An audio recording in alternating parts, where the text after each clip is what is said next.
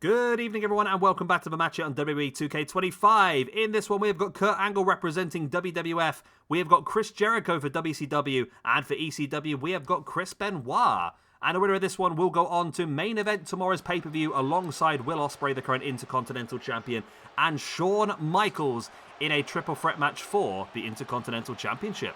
So this is a very important match for these three. And a very important match for WWF. They still need to pick up as many wins as possible to have any chance of going on to win this competition. At the moment, Kurt Angle is on plus 14 after 39 matches, currently in 21st in the ranking system.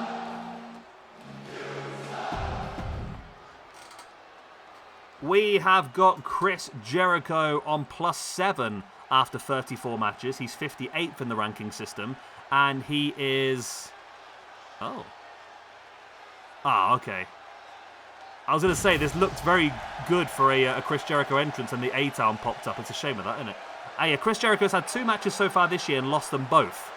So this is his opportunity to build himself back up. We've gone with, of course, an Attitude Era-esque Jericho. And, of course, he did work WCW before jumping ship across during the Monday Night Wars to become Raw is Jericho. One of the first big jumpers, I believe. And then we have Chris Benoit, of course, did work for all 3 companies, started off his time in ECW, and he currently sits in the ranking system on minus 6 after 22 matches. Had a very bad time back in 2021. He got plus 2 in 2022, and we haven't seen him since 2023, where he finished up on minus 1 after 2 matches. And we'll just address the elephant in the room, just in case there is anyone. We do utilise Chris Benoit. He is a fantastic wrestler, and we can't take away how good he was in the ring. However, what he did outside the ring is obviously terrible. No one condones it, obviously. But it's a similar situation. I think we spoke about with Hogan in the past before. We try and separate the art from the artist, and Benoit was an incredible wrestler. And obviously had some issues, shall we say. But this is going to be a cracking match. I'm sure this match happened in real life before. Did it not happen? Was it like a triple threat of Mania for 2 different championships, I want to say? And it was like they had 2 separate pinfalls. The first pinfall won 1 championship and the second one won the other, I think I recall. It must have been a WrestleMania. Angle, Benoit, Jericho. Yes, happened at WrestleMania 16, is that? XVI? Yeah. WrestleMania 16. It was a 3-way dance with 2 falls at WrestleMania 2000. So Angle came in holding 2 championships, I believe. Benoit pinned Jericho to walk away with the Intercontinental Championship, and then Jericho pinned Angle to walk away with the European Championship. There we go.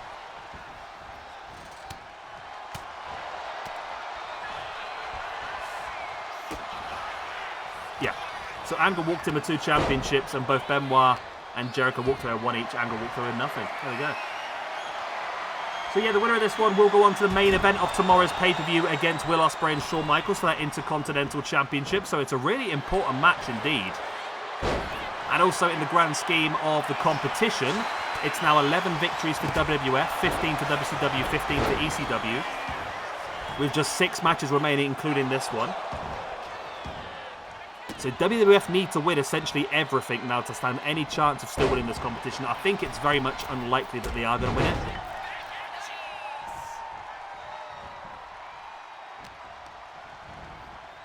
But you never know. It's all up for grabs there between ECW and WCW. I thought ECW were going to struggle, but in fairness, look at it, they have had some big names representing them. The likes of Sabu, Hayabusa, Raven, Tajiri, Tommy Dreamer, the Steiner Brothers, Jerry Lynn, Eddie Guerrero, Juventud Guerrera, RVD, Taz, Rhino, Sandman, Brian Pillman, Dusty Rhodes.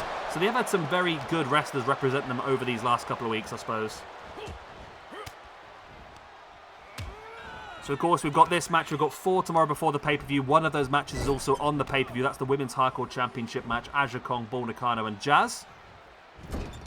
But before that, tomorrow we've got Yokozuna, Giant Haystack, Sal Graziano. Of course, these matches are in WWF to WCW to ECW, so read them out. We've got the Orient Express versus the Midnight Express versus the Rock and Roll Express. And we've got Vader versus Sid Vicious versus Mike Awesome, as well as Rikishi versus Haku versus Abdullah the Butcher. So yeah, it's a big day tomorrow.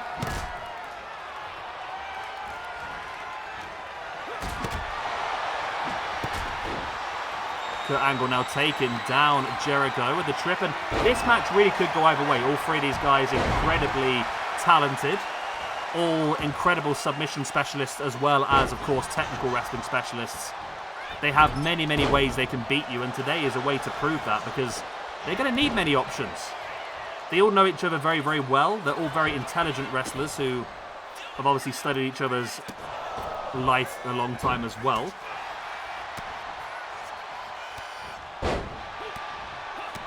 The Angle now with the strikes, taking down Benoit. Kurt Angle now with the strike onto Jericho. There's the Angle slam. It's pretty early in the match. I don't think it's going to be enough, but you never know. As Benoit does get there to break it up. It was a 2 count. It may have gone the distance. Benoit now around the back in with that dragon suplex, taking down Kurt Angle. Now wrenching the arm down of Jericho. Stamping on it. Wow, big maneuver.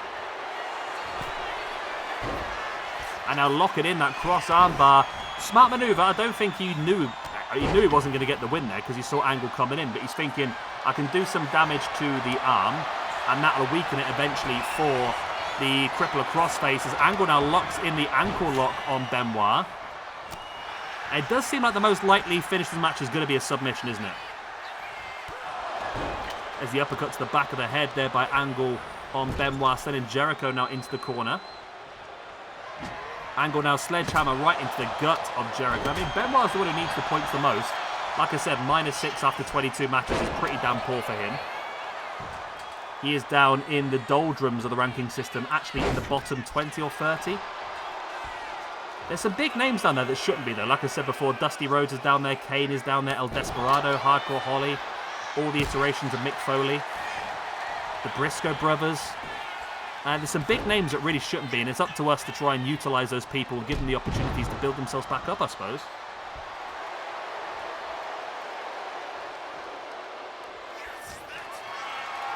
Kurt Angle now taking Jericho up on the shoulders. Jericho slides free and chop blocks into the back of the knee of Kurt Angle. Jericho running in with a forearm. Remember, the winner of this one will be joining Shawn Michaels and Will Ospreay. Got some cracking matches. I mean, the 2 triple threats we've got then. So we know for the All Asian Championship tomorrow, we've got Giant Baba versus Ultimo Dragon versus Great Muta. 3 absolute Japanese legends. To have Will Ospreay, Shawn Michaels, and one of these 3 guys in the main event, again, is going to be an incredible match. Looking forward to that a lot. Of course, we saw a big triple threat last week when Roman Reigns defended his SWE Championship versus Ric Flair and Stone Cold Steve Austin. We saw some great moments in that match, and we could see the exact same this weekend as well.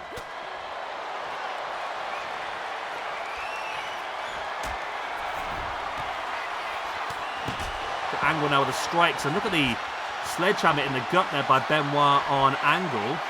Jericho now taking Benoit up on the shoulders, drops him onto the knee, shoulder breaker. A smart maneuver, of course. Jericho doesn't use an arm submission, but by damaging down Benoit's arm, you might be able to reduce the amount of damage he can inflict with the crossface. This match descended to the outside, and if you watch the previous match, you'll know that I got very angry. But you can see the difference in the mentality in these matches. So in a normal triple threat match, they do try and get back in the ring a bit more often. In the Extreme Rules, they want it to be outside all the time.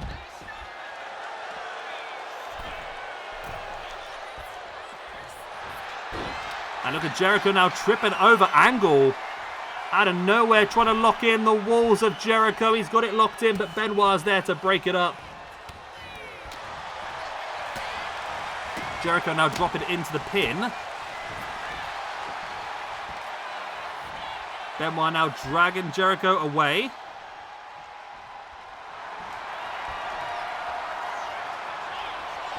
And there's the sharpshooter locked in by Benoit on Angle.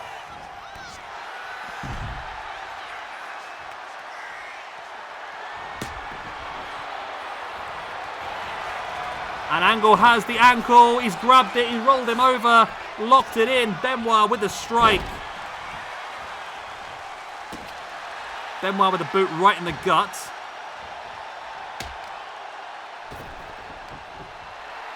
Bringing Angle back up to a seated base as the boot across the chest.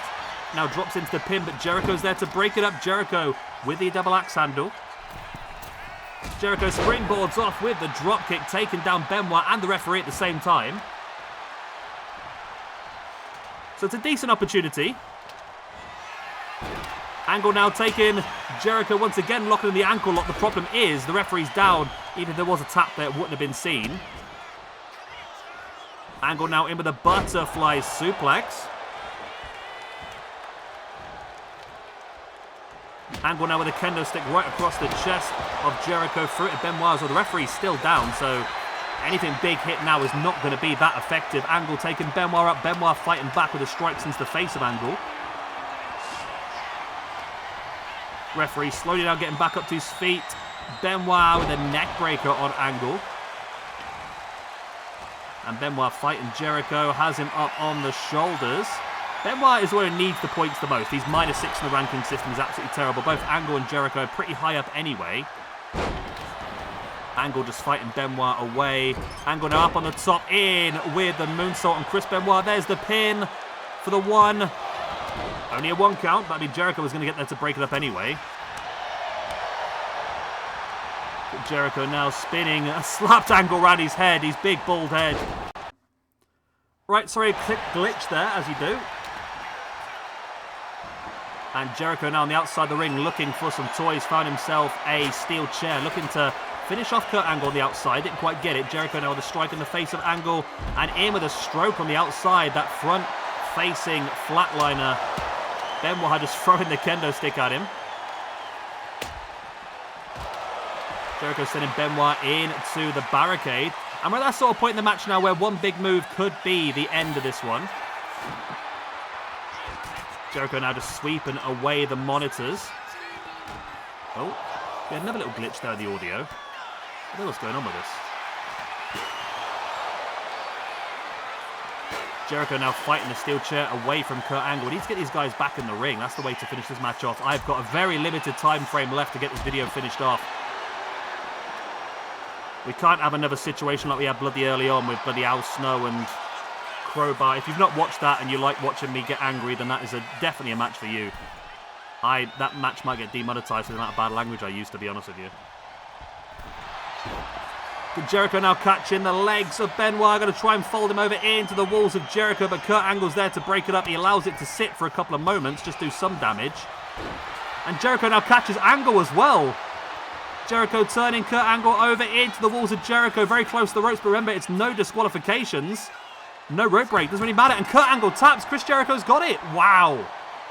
Chris Jericho wins it, and I think that might be the end for WWF now as WCW take the lead once again on 16 points. We have got 5 matches remaining. The best WWF can do now is equal it if they win all 5 matches.